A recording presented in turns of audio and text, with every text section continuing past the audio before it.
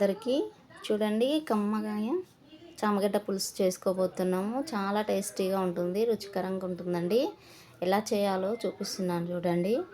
ఇలా కుక్కర్లో అయితే మంచిగా 3 విజిల్స్ వచ్చేలా పెట్టుకొని పక్కన పెట్టేసుకోవాలండి. ఒక్క ఉల్లిపాయ సన్నగా తరుక్కోవాలి చక్కగా. ఒక ఉల్లిపాయను, ఒక టమాటో కూడా అండి. ఈ ఒక టమాటా వేయడం వల్ల మంచి కమ్మతనం వస్తుంది.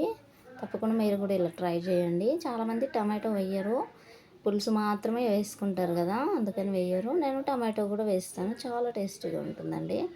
చూడండి, స్టవ్ వెలిగించుకొని కడాయి అయితే పెట్టేసుకొని ఇప్పుడు అందులోకి కావాల్సినంత ఆయిల్, ఒక 2-3 టేబుల్ స్పూన్స్ ఆయిల్ వేసుకోవాలి. అది కొంచెం వేడయ్యాక మంచిగా అందులోకి పోపు గింజలు వేసుకుందాం. ఆవాలు, ఇంకా జీలకర్ర మంచిగా చిటపటలాడాలండి. పోపు గింజలు చిటపటలాడినాకే ఉల్లిపాయలు వేసుకోవాలి.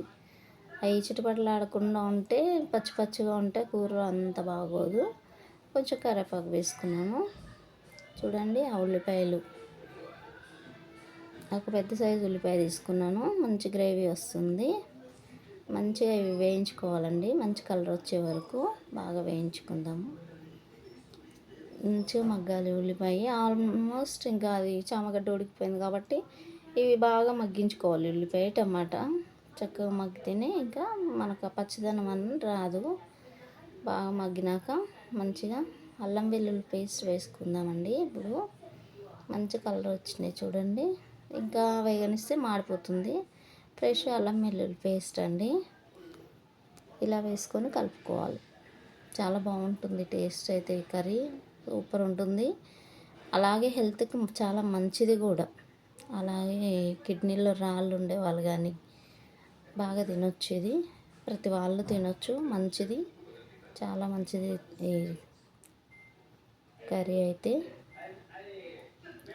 చూడండి, ఆనియన్, టమాటా మంచిగా మగ్గించుకోవాలి. 2 కలిపి 1/2 టీ స్పూన్ పసుపు, చూడండి 1/2 టీ స్పూన్ పసుపు వేసాను. 1 స్పూన్ సాల్ట్ వేసానండి. ఇవి వేసుకొని కలిపితే కొంచెం మాడకుండా మంచి వాటర్ ఇలాగా జ్యూస్ ఇలాగ వచ్చి మంచిగా మగ్గుతాయి టమాటా, ఆనియన్. చూడండి, ఇవి 3 విజిల్స్ వచ్చి ఆవిరి కూడా పోయింది. నేను మూత అయితే తీసాను. మంచిగా ఉడికినాయి. వేడి నీళ్ళు తీసేసి చల్ల వాటర్ వేసుకొని చూడండి, మొత్తం అన్నీ కూడా ఇట్లా ఒలుసుకోవాలి. చెక్క అంతా తీసుకొని బాగా ఒలుసుకొని పెట్టుకొని కట్ చేసుకుందామండి. ఇవన్నీ నీట్గా ఇట్లా తీసుకోవాలి. చామగడ్డలన్నీ అక్కడ చిన్న మంట మీద అవి మగ్గుతూ ఉంటాయి కదా, ఇక్కడ మనం ఇలా ఒలిసి పెట్టేసుకుందాం. ఈలోపు చూడండి ఎంత బాగా వచ్చేస్తున్నాయో, మంచిగా ఉడికినాయి కదా. మొత్తం అన్నీ తీసేసాను నేను. చూడండి, ఇలా చిన్న చిన్నవిగా కట్ చేసుకోవాలండి, ముక్కలు ముక్కలుగా.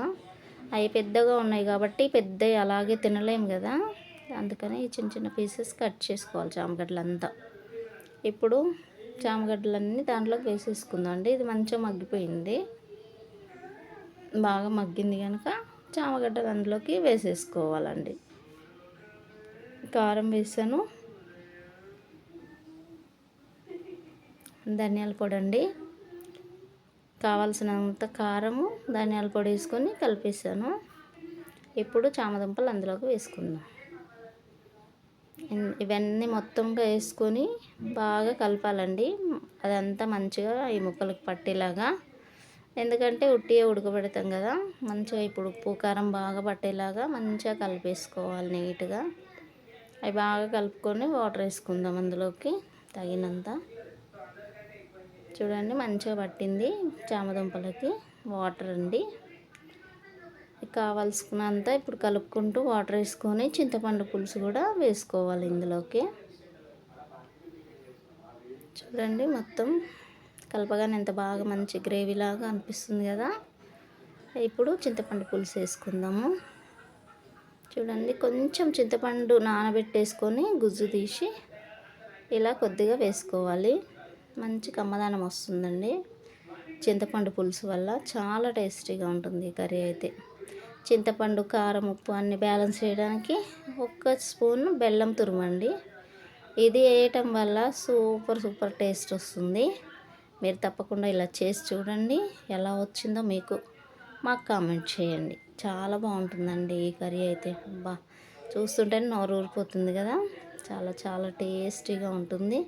తప్పకుండా మీరు కూడా ట్రై చేయండి ఫ్రెండ్స్. మీకు ఎలా వచ్చిందో నాకు కామెంట్ చేయండి.